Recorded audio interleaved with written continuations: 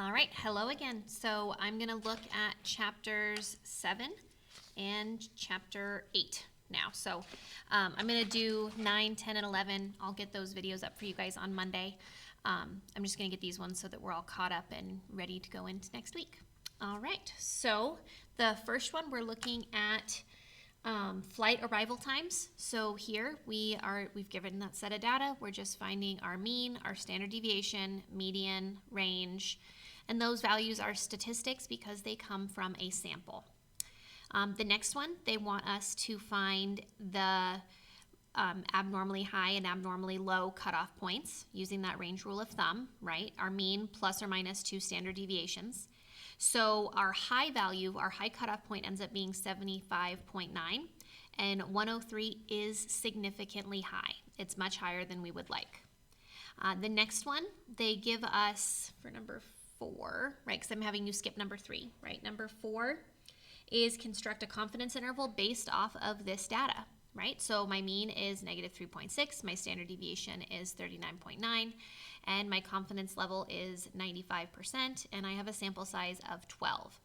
On the final, I'm not going to have you go back and do these by hand, so instead we're just going to use our calculator and then be able to understand what it says, right? So this is in tests, it's a T interval, which I believe is number 8 on your list, and then I just input my values that I've got up here, all of them that I listed, and I end up with between negative 28.95 minutes and 21.751 minutes. All right.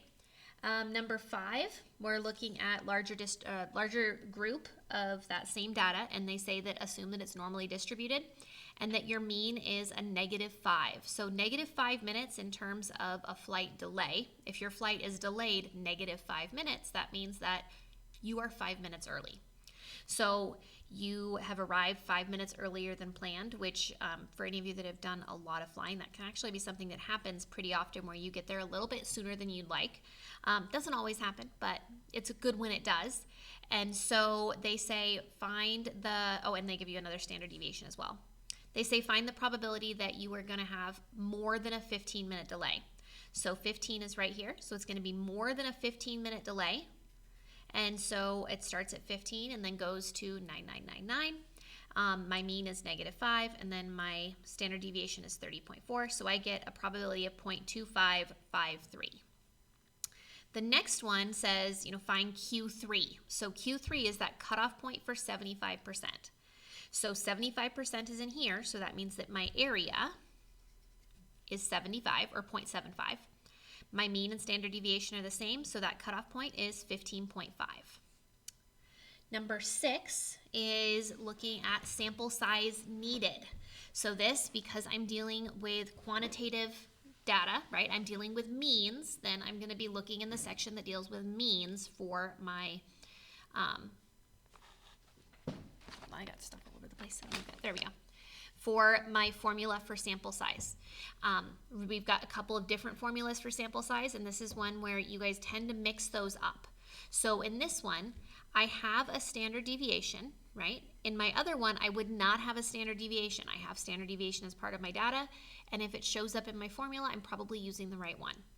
So I've got my z of alpha over 2, which is 1.96. They give me my standard deviation, and they tell me an error of no more than 5 minutes. So I figure this out, and then I square it, and I get 142.01. And remember, with these, we always round up because we have to be at least this sure, which means I need 143 flights to be 95% sure with a margin of error of 5. Okay.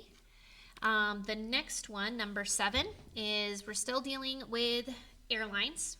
So we've got American Airlines had an on-time arrival rate of 80.3, so that gives me a probability of 0.803. They tell me that my sample size is 1,000, and they want me to create a 99% confidence interval. So in order to do that, because I'm dealing with proportions, I'm not going to use the same one that I used up here. I'm not using a T interval. For this one, I am going to be using a 1-prop Z interval. And this asks me for X, N, and my confidence level. X is going to be the number, right? So I had a proportion of 0.803 out of 1,000. So my sample size is 1,000 and there's 803 of those flights. So I plug those in and I get 0.7706 and 0.8354 for my endpoints for my confidence interval. Number 8, I'm going to put that graph up here so you can see it. Ooh, I'm going to bump everything, sorry. Eek. All right, so looking at my graphs, this is not normal, right? If I look just at my histogram, it is definitely not normal. It is very skewed to the right. Remember, it's pushed from that direction, so it's skewed right. This one, remember our normal quantile plot, what we're looking for is we're looking for them to be approximately linear and just kind of randomly scattered. This one has a definite, almost logarithmic shape to it. Notice how it goes up and then kind of flattens out? That's what a logarithm looks like. So this definitely does not look like a linear shape. So they do not appear to meet the conditions for a normal distribution. Okay, so that's chapter 7. Let's look at chapter 8. Bada boom. There we go. All right, so for chapter 8, if I can get to the right page, there we go. Yes. So we are dealing with lightning deaths, and we're dealing with that for almost the entire group of exercises, right? So they give us a set of data, and we have to find the mean, the median, the standard deviation, the range. Remember, I had you skip the variance. And then it asks, what are you going to be able to see? And with this one, because of the data that we're dealing with something that is changing over time, right? So if we drew that time series graph, we didn't really look at those too much. Had I read that a little bit more carefully, I probably would have had you skip this one. But a time series graph just shows like change over time. And you've looked at time series graphs probably in economics when you look at how stocks are performing. Those are all time series graphs where it goes up and then back down and then up, right? And then boom, down. Those are time series graphs. And so it would be interesting to see that change over time in terms of lightning deaths per year because you have data that's in order for each year. But don't worry if you kind of struggled with that one. We didn't spend a lot of time with time series graphs because in terms of, you know, the type of inferential statistics that we were looking at, they weren't super helpful. Number 2, we skipped A, and so B, they're discrete data. It's quantitative, and no, it's not a simple random sample because it's just a sample taken of deaths over the recent years. Number 3, they want us to make a confidence interval based on the data that we've got. And so my data was still in my calculator, so I just did a t-interval. And remember, we have that option of letting it use the data that we have. So if we go to t-interval, right? You can either go stats and you can enter your data, or you can go data and you can tell it, hey, I want to use my list 1 and I have a confidence level of 0.99.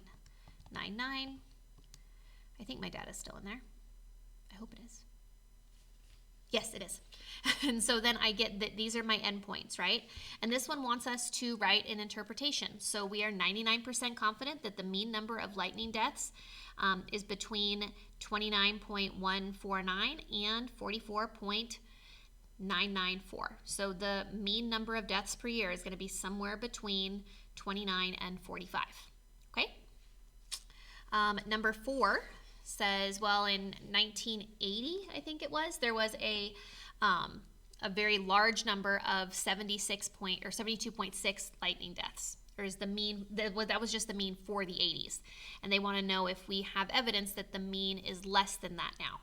So they want us to do a test of significance. And remember, a test of significance, we've got to list out all of our pieces, right? So the null hypothesis, my mean is 72.6.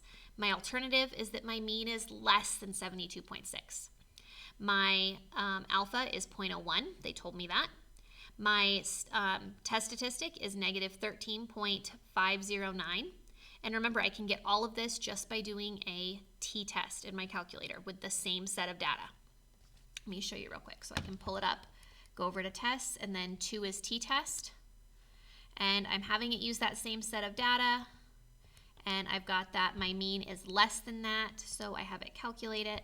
Oh, well this, I used my rounded data for this one, but this is using just without any rounding. Oh, and I went the wrong way. Oops. Let me fix that. And my mean is 72.6 for my mean not. I just did all sorts of messed up things there. There we go. Now that looks right. And my mean is, or my p-value is super tiny. It's effectively 0, right? If I've got 0 or 8 zeros before I get to a number after my decimal point, there's a whole lot of 0 going on there. And so my p-value is less than alpha, reject my null, and accept my alternative. We have evidence that the mean number of lightning deaths is less than 72.6. Okay? Number 5, oh, that one was easy. If I would turn my page. Here we go. Number 5, and this is something that we've looked at multiple times, mainly because this is something that you see in graphs all the time. It shows up in news articles, and it's just a really easy way for them to really make things look worse. What's wrong with the graph? Well, it doesn't start at 0, right? So it's exaggerating the difference between male and female. All right, number 6. Moving stuff everywhere. All right, so number 6, this one we have male versus female lightning deaths, and we're looking to see if the difference is greater than 1/2. Okay, and so for this, the data that we've got is that there were 232 male deaths out of a total of, it was 287. Okay, and so for this one, if I wanted to plug it into my calculator, I would go stat, test. This is not going to be a t-test, right? Because I'm dealing with proportions. You always want to remember, the first question you ask yourself when you're just trying to figure out what test to use is, what am I dealing with? This, I'm dealing with proportions, so I'm going to be looking at a 1-prop z-test. I have 1 proportion, not 2. Okay, so my p-naught is going to be 0.5, right? Because I've got p-naught right there. 232 and then 287, and I'm looking to see if it is greater than that. Remember, we can, let's draw it, because drawing it's fun. I don't know. I like drawing it. Even though this one doesn't shade it, because that's kind of boring, actually. But I end up with a z-score of 10.45. And my p-value is 0. If I calculated it, it would give me a lot more decimal points, but it still is effectively 0. And so my p-value is less than alpha, reject my null, accept my alternative. We have evidence that the proportion of male deaths is greater than 1/2. Okay, so more than half of the people that die are male. Number 7, this is where we are making a confidence interval using that same data. Once again, it's a 1-prop z interval, so I could go to stat, test, well, not 1-prop z test, right? Because now I'm doing an interval. So 1-prop z interval, right? That's the big difference. And it's going to actually remembers all the stuff that I put in there last time, except for it's a 95% confidence interval. And so I get my 2 endpoints, so it's going to be between 76% and 85% is where we expect the percentage of male deaths to be. So it does not seem feasible that the chances for men and women are going to be the same. It does seem that men have a much higher chance of getting struck by lightning. Number 8 is looking at, suppose that there is a 0.8% probability that the victim is going to be male. And that's just using this confidence interval. They just said, okay, between 76 and 85, let's just assume that it's going to be 0.8, right? And so they said if there are 3 random people, what is the probability that they are all male? And so that's 0.512. What is the probability that they're all female? Well, instead of using my 0.8, I'm just using my 0.2s, right? I'm using that complement idea. So I've got 0.008. The next one is find the probability that among 3 people killed by lightning strikes, at least 1 is male, right? At least 1 is male. So I did it this way. There's a couple of other ways that you could approach it, but this is the way that I chose to do it. Similar to what we've been looking at so far is I'm just going to use my binomial situation, and I've got at least 1 is male, so that means this is the probability that I want. This is what I don't want. So I just did 1 minus binom PDF of 3 is my n, 0.8, and then 0 is my x. I'm just getting rid of the probability that none of them are going to be male, and I end up with 0.992.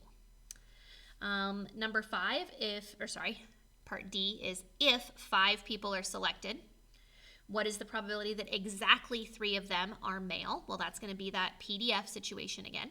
And so you just plug it into binomial PDF and you get 0.2048. And then it says to find the mean and standard deviation. Well, this is binomial, right? So my mean is NP. So I've got 50 times 0.8 gives me 40. And my standard deviation is the square root of NPQ. So that gives me 2.8. And they want to know if 46 is too high, if that seems to be an abnormally high number of people out of that 50. So I've got my mean plus 2 standard deviations to find that upper cutoff point, right? To see if it's going to be more than 2 standard deviations away. And it's more than 2 standard deviations away, so 46 appears to be too high. All right, guys, so that's chapters 7 and 8. The next ones, I will be making that video on Monday morning so that you can get those taken care of and be ready for a final. I'm going to send out a survey to you guys. I have a question about your final exam, and I have some ideas that I want to kind of float by you. So be looking for that in your Google Classroom. All right, I miss you guys. Bye.